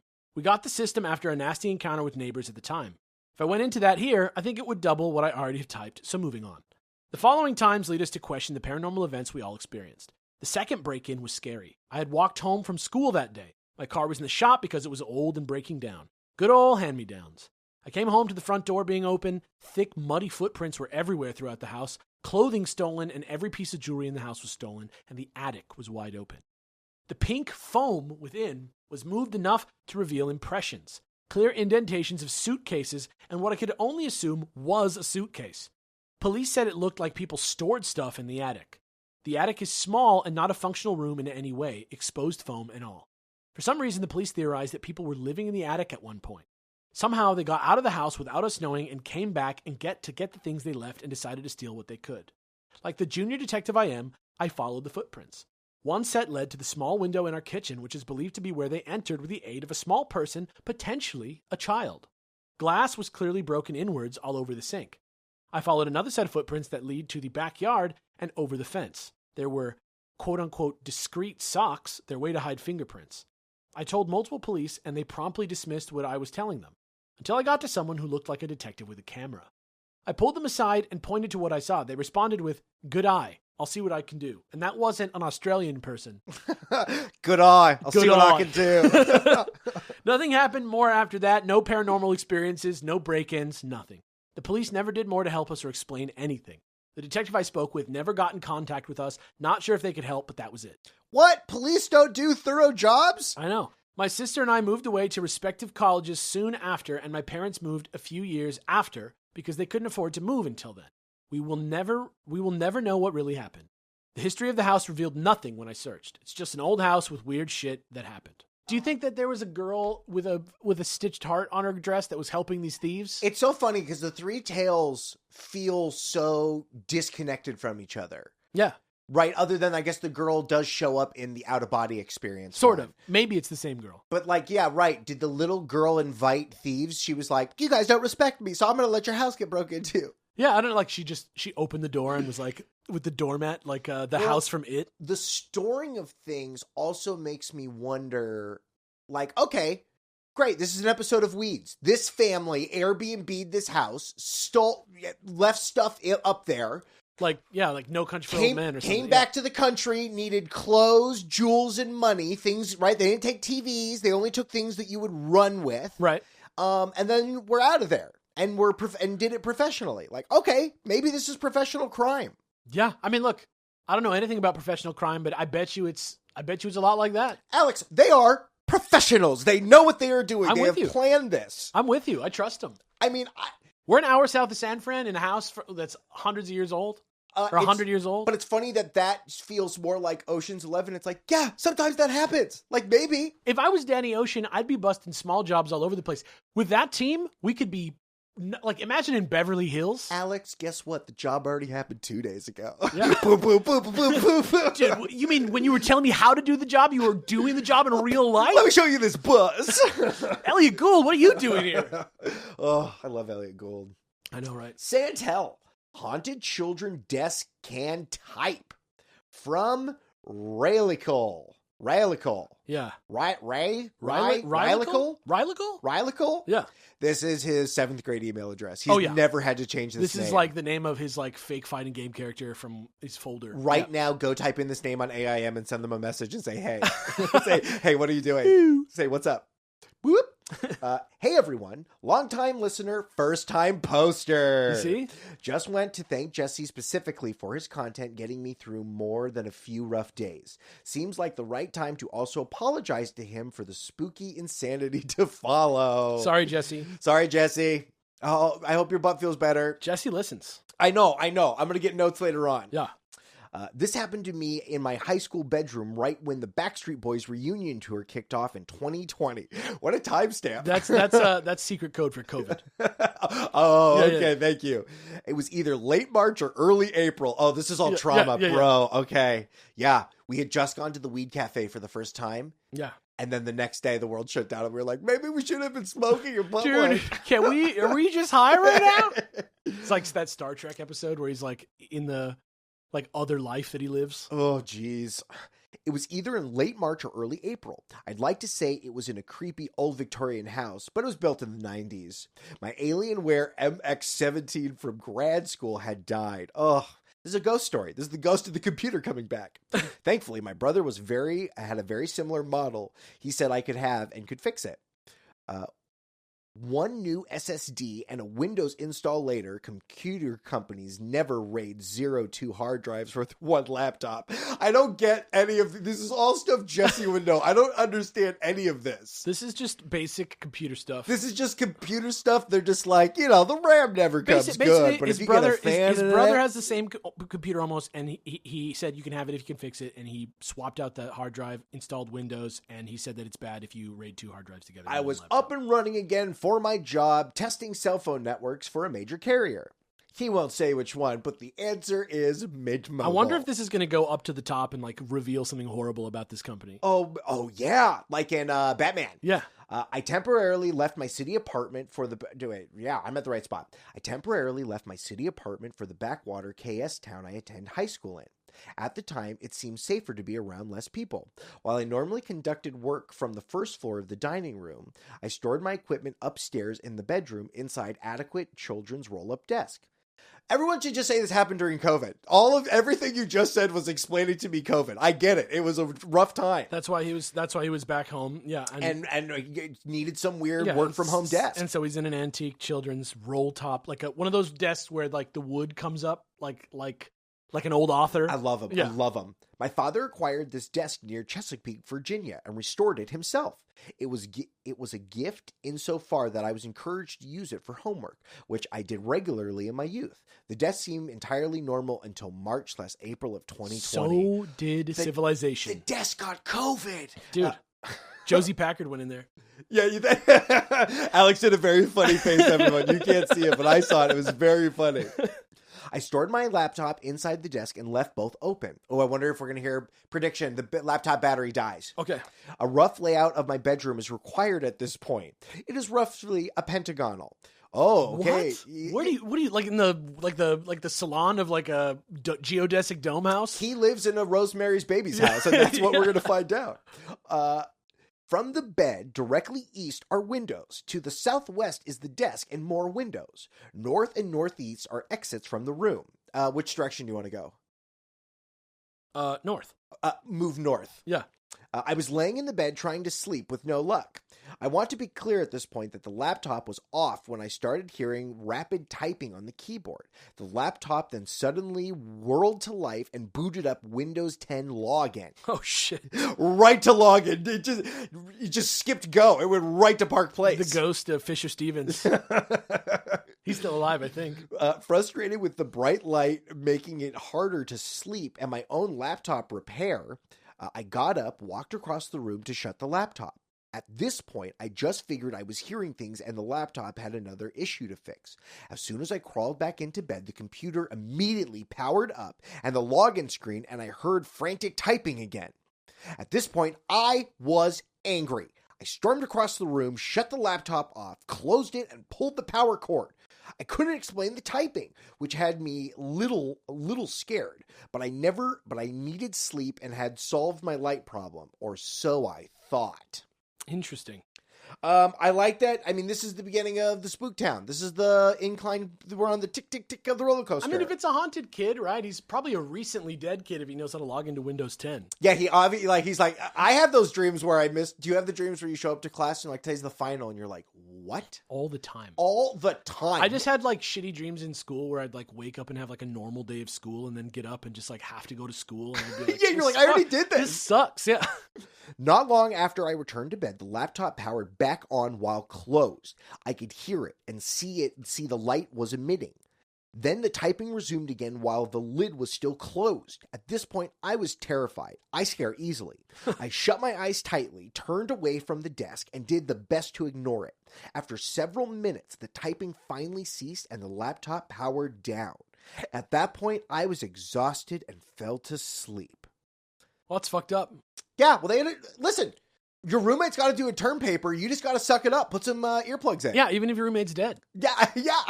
My dead roommate. That sounds like a great movie from the 90s. I used to sleep in this very room when 4 people lived in this apartment together. Yeah, there's a lot of breathing going on. And I would sleep and at like I already had like goblin hours. I'd go to sleep at like 1:15, 2 a.m. every night. But you want to eat before midnight. Yeah, but fucking my roommate Zach would play WoW till like the middle of the night. Like job's done. Or till the morning. And I would be like laying in bed and hear him like, fuck! like typing and like pounding Gatorade and shit. To stay hydrated. Yeah. Oh, that's tough. Do you have PTSD? Do you ever like when you see WoW? Do you just like picture yourself like not sleeping? You're like, PTWOW. Thank you. Yeah. Thank you. What would World of Warcraft do? Yeah. So now to self-debunk. You're welcome, Jesse. The house probably isn't haunted. It only had one previous owner, its builder. He and his wife used to entertain and as a showpiece to get others to hire them to build houses. I cannot give specific provenance of the desk without asking my father, what is essentially impossible as he is more cynical than Jesse. Couple that with daily viewing of Fox News and many conversations are difficult. Yeah. I apologize that maybe he can come out of it. You can deprogram them. You got to unplug the TV. Just buy him a PS5. Yeah. Honestly. You think so? Yeah. It's crazy. Like, buy him a PS5, show him Ahsoka. You know, just get him rolling. Just like get him on an app. Yeah. While I myself haven't been diagnosed with anything other than ADHD, I admit to regularly seeing and hearing things. Without getting into too much detail, try sleeping while reality around you subtly warps, like seeing a miniature Mara Jade fight in a miniature Rancor. Like the Indian in the cupboard? Like, what are we talking about? Like Yeah. a little Mara Jade with a little purple lightsaber? Or hearing the Pokemon Center theme blast from all around you. However, I know these events aren't real and can distinguish them from reality. Okay. I feel like I've had that experience because you would plug in the headphones into your Game Boy, and sometimes you would mess up. Oh my God. And it's like off on, off on. Yeah, it's like Yeah. staticky. Yeah. Yes. Like a TikTok that's like supposed to be too loud on purpose. Yeah. Yeah. Yo, do you know about all of our old bands now do TikTok songs? Oh, I know. Not Yellow Card, but I was going down on Apple Music. I went to them, and then Rufio has got like a slow jam song that's all the beachy, punky, sort of emo core-y bands. What happened to them? They're all making lounge music. They want to be young, bro. They want to be young. They don't like that outfit doesn't look good on an old person. I also checked the tree outside the desk window. It wasn't long enough to hit the window, even in KS Wind. Yo, shout out to KS Wind. Dude, KS Wind, Los KS Angeles. It was very easy to tell since it was early spring and the tree had a few buds and no leaves. I also think I can distinguish the sound of typing being on a computer. I also think I can distinguish that sound from typing being a computer science major. Well, that's my story. Hopefully I didn't come on too long. If you want any pictures of the desk or house, hit me up. Absolutely post those pictures. Oh, yeah. If you really want me to ask about the desk, I'll try. Yeah. Ask about the desk. I mean, sorry about your dad, but ask. Oh, yeah, absolutely. Please keep it on, as the pod has helped me through a myriad health problems. Hell yeah. Bye. Health problems are the worst, whatever those things are. I am so happy that this show can help you through those times. Bing, bang, bong. P.S. If the story didn't make it obvious, I consider myself an Alex. I also quite enjoy whenever he shills the brand. Patreon.com/ChilluminatiPod. Heart. The end. Heart emoji. Heart emoji. Love that. It's weird. That's a weird thing to happen to your laptop. And we can poo it and say, yeah, it was a weird laptop. You did a bad job of installing it. You should buy a regular one and not use old technology. But the typing. The typing's weird. Yeah, and shout outs to the Beard Bros fans that are freaking out about trying to figure out who's typing. There's a long-standing inside joke that everybody thought I was typing when I wasn't fucking typing. I don't know what the fuck that was about, but or who was typing, but somebody was. Sounds like ghost typing to me. Yeah, somebody was. This is the last one. This is number 7. It's called "Had a Funny Dream About Aliens." This is one for us to interpret, and here we go. It's from... Oh, yeah. User shitposter5000, except the H is a 4. Friends with Powerman 5000, Yeah. where the O is actually a 0. Y'all can read this on the podcast. Heart emoji. Had one of my typical... Do people write things and they're like, that's my story. Don't read this on the podcast. I always just say to tell me when you can, because I don't want to read something on the podcast that people are just trying to write. I appreciate consent at the utmost. Yeah, absolutely. Had one of my typical star dreams, wandering around under a dark sky, looking up, hoping to see the cosmic spectacle that is our universe, and maybe pair it up with a flying dream and take a trip among the stars. I was on the beach, which is very unusual for me, more of a high desert guy, I know the vibes, but I'm totally a beach guy. I never dream of the beach. I always dream of landlocked places. Do you think it's because you're from San Diego and you learned to get away? You like yearned. You were like, I don't want to be here. It may be because we went back to San Diego and the beach was like calming. I was like, oh, this is the feeling. Yeah. This is. I'm from San Pedro. It's the same thing. You just see it. You're like, I am a beach person. I live here. I Whatever hear the you do, harbor, it doesn't and I'm like, matter. Yeah. And there were friendly strangers around, Eugene, Oregon stoners who will cheerfully share cricket-topped pizza with you. Shockingly delicious, by the way. From the southern horizon came a medium bright white light. If it were in my hand, it would be the size of a marble. It made its way to the north at the same pace as your typical satellite, though way, way, way brighter than any I'd ever seen. It disappeared over the edge, then from the northern horizon came a massive bright white light bigger than the moon at shocking speed. It curved about overhead, and I caught a glimpse of an eye inside a triangle on the ship's underside just as it dove into the water to the west, directly out from me and my fellow hippies. I thought to myself, no wonder they came up with that eye and pyramid icon if that's what an alien's engines look like. Yeah, they look like the Illuminati. That's where that symbol comes from. Yep. It's not an interpretation of the all-seeing eye. It's just literal. Just literally what they saw. That's what it looked like. Then I realized it was a dream and decided I'd like to see it again, and it obligingly popped up out of the ocean again, up close and enormous, bigger than a 2-story house. Hard cut to talking to a couple of aliens and stoners in a nearby room. The stoners were all about the fate of humanity and what the aliens could do to save us from ourselves and arguing with each other over which atrocity to prioritize, while the aliens stood there bemused and putting in their vague 2 cents when asked. What do the aliens look like? You can't just say aliens, because then do I just assume they're grays? It was clear they were in over their heads. I'm imagining it was grays, like smoking little doobies. But Yeah, but like they could be mantises. I could absolutely see a mantis hold a doobie. That's true. They could grasp it. Like Brack Yeah. or Zorak. Yeah, thank you. I decided to offer them a more manageable problem to start with. Dental work. This is where I kind of slipped out of lucid dreaming gear back into what the fuck territory. I've got a super crooked tooth up front and a very pushy wisdom tooth I've never had addressed, so I said, hey, could you just pull these 2 out and close up the wounds after?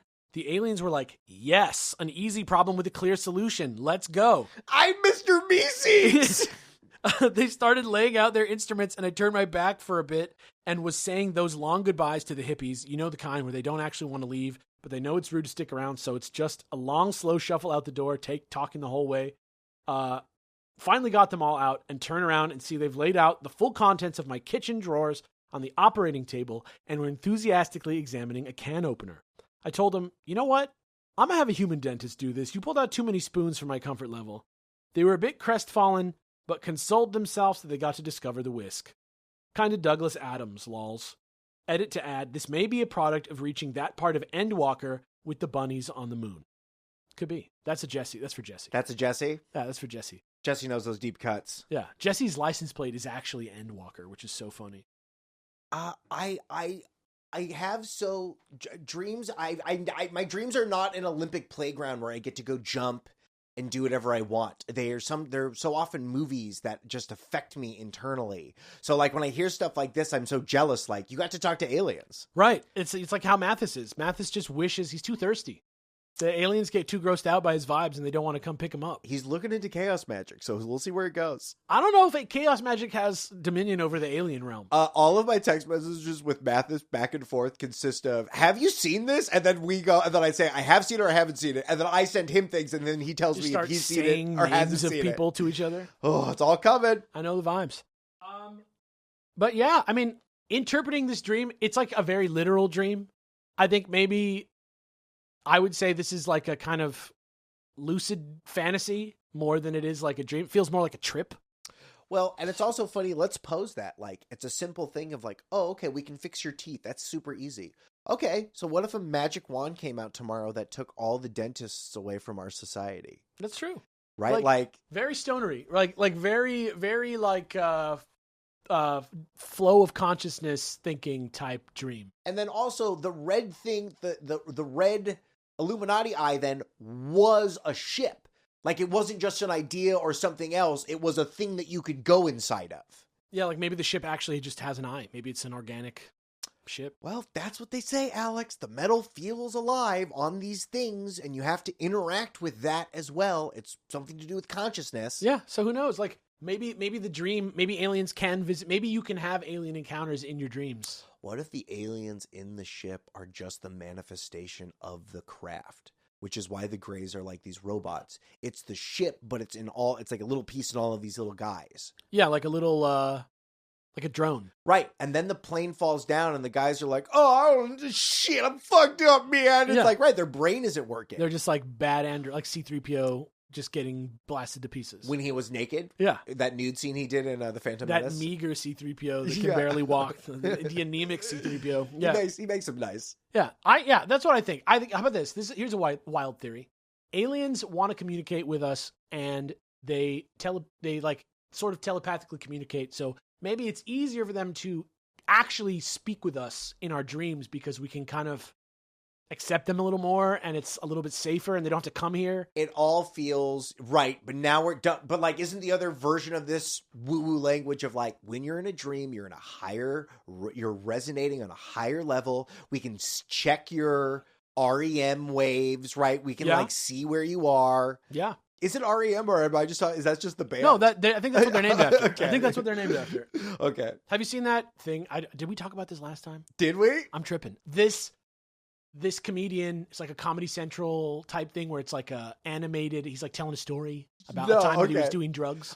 That's Dr. Katz. I didn't realize till much later in life Dr. Katz was just animated versions of comedians. Dr. Katz is incredible. I love that show. No, but this was like him telling like a story, and there was like just kind of like drunk history, but it's like Draw My Life, old school YouTube type stuff. Yeah.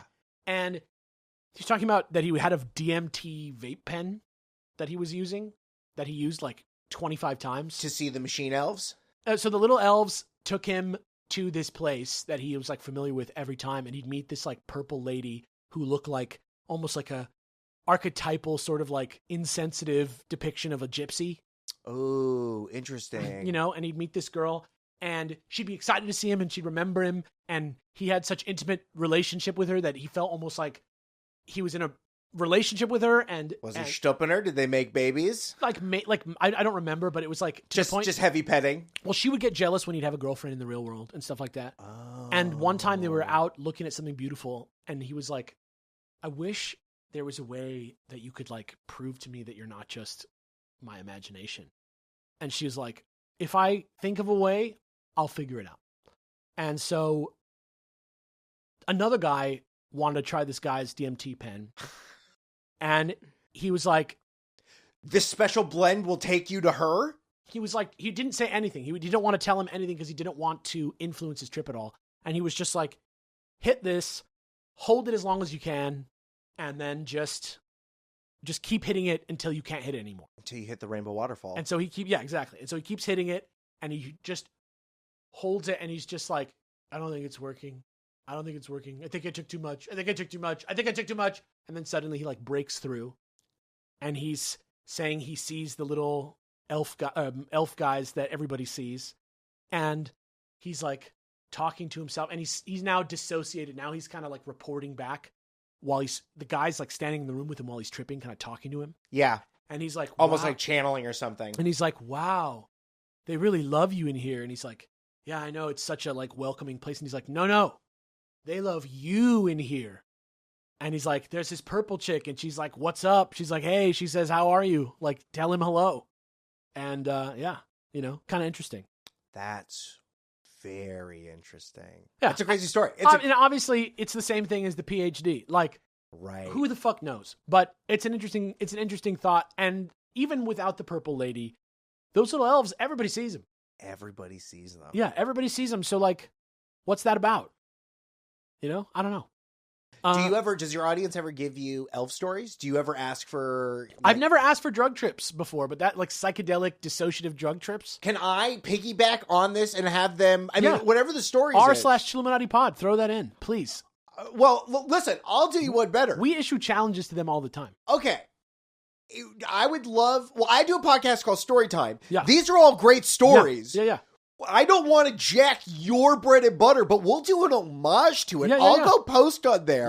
Yeah. I'm going to read these. Yeah, go to r/Chilluminati pod and give some storytime fodder for Santell. What do you want me to mine from them? Because you've never gotten leprechaun stories or elf stories, Green Man. We ask for specific stuff all the time. So if we just want to say, if you're out there listening, go on the subreddit and give us like your psychedelic drug trip stories. Give us your less traveled road sort of bizarre paranormal or like mythical or folklorical encounters. I'll do you one better, because as a longtime imbiber of cannabis, even if I was high out of my mind, if I saw a fucking ghost, I'm telling you I saw a ghost. I've never casually... I'm very in control of my... I'm very like high functioning as a drug use, but not on like shrooms. You know what I mean? But like, I didn't say if I was on shrooms, if I was on weed. So if you got high in a haunted house, what happened? Okay, yeah, just, you know what? Did you see a face in the smoke? I'll take like Cheech and Chong level stuff too. You know what I mean? Just people, it's just going to be Sister Mary Elephant jokes. Some Scooby-Doo BS. I'll take that. I mean, I guess that is what, if we're talking about smoking weed in a haunted house, that is Scooby-Doo, right? That's what they did, minus we never saw the weed. Pretty much, yeah. Yeah.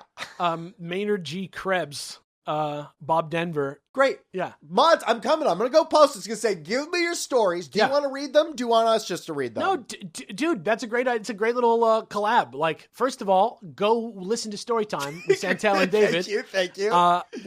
Give them some info. How can they find it? It's everywhere? It's everywhere.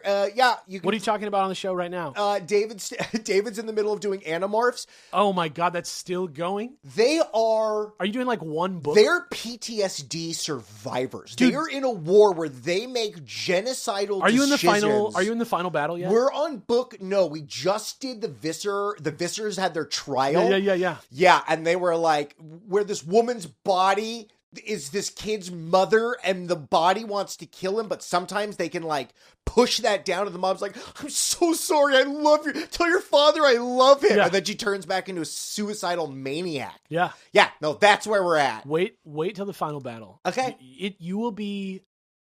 Jake keeps saying he's dead inside. Yeah. Like, I don't understand how they all make it out of this alive. You know, Tobias is a fucking bird boy. Forever. You know that game Spec Ops: The Line that's like a shooter, but it's like about the horrors of war? No, that sounds like a great idea for a game. It was on PS3. It was pretty good. That's what Animorphs becomes. Get ready for the end of Animorphs. Every time I'm like, these Animorphs are dumb, they do something amazing. Yeah. Animorphs was a vibe. And then I'm in the middle of Grimm's Brothers. They are Grimm's Brothers. Me and David are the Grimm's Brothers, but we're doing the Grimm Brothers. Yeah. You're about to tell David about the Goose Girl.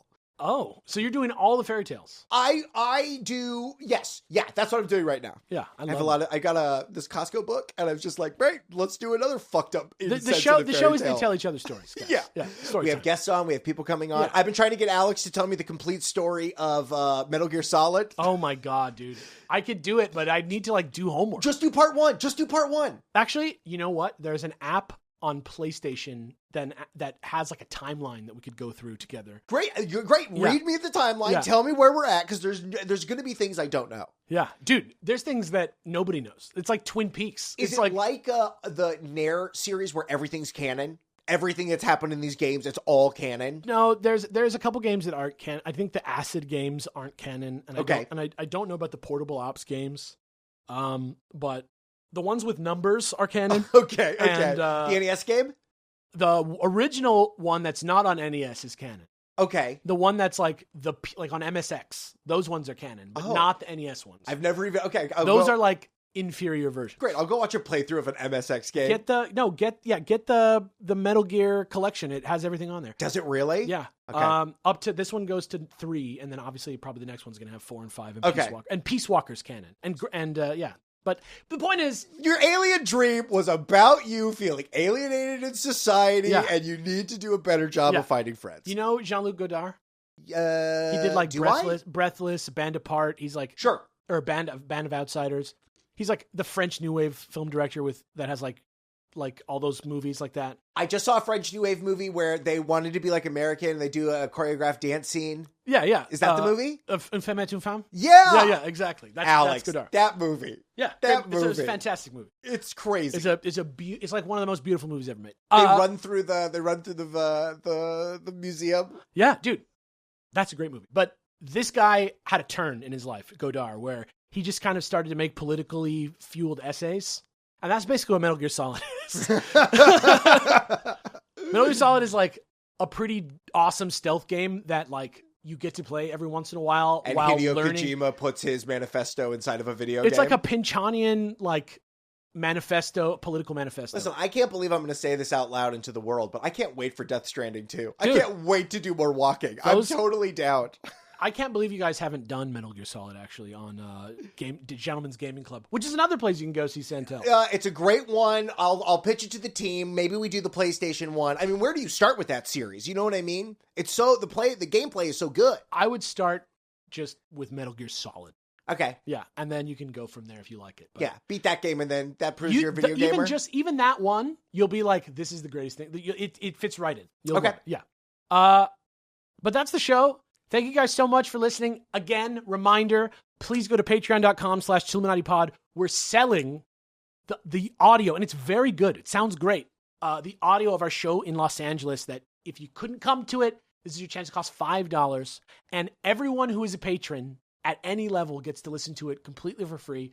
And then go on Ticketmaster if you have a good time listening to that and buy a ticket to the show on December 3rd. Santell's going to be there. I'm going to be there. Davis is going to be there. Davis is going to be there. Other guests are going to be there. You could probably guess who some of them are. Some of them might record something because they're from out of state. We'll see. We have tons of friends. It'll be a good old time. It's also the poster, if you haven't seen it, is Twin Peaks. It's great. So get hyped. The tickets are live now. Go get them on Ticketmaster. Get hype. Give that money over. $5 is very reasonable. Yeah, go buy it. That's at patreon.com/Chilluminatipod. And if you want to come see us live, Terragram Ballroom, Chilluminati, December 3rd, downtown Los Angeles. I'll be there. Don't stay in downtown Los Angeles. Stay somewhere else. Yes. Take an Uber to downtown Los Angeles on the night. Go to Westwood or just go somewhere a little nicer. Don't go downtown. But there's nice parts of downtown. I'm talking shit. But that's our show. Santell, thanks so much for coming on again. Thank you for having me. Anytime. Anywhere else you want to send anybody to go find some stuff that you've done online? No, that's fine. That's good. Great. That's a good swatch of it. All right, good. Thank you for listening, folks, and we'll see you next time. Bye-bye. Bye. Anyway, me and my wife were sitting outside indulging on our porch one night, enjoying ourselves. I needed to go to the bathroom, so I stepped back inside, and after a few moments, I hear my wife go, "Holy shit, get out here." So I quickly dash back outside, and she's looking up at the sky in awe. I look up too, and there's a perfect line of dozen lights traveling across the sky.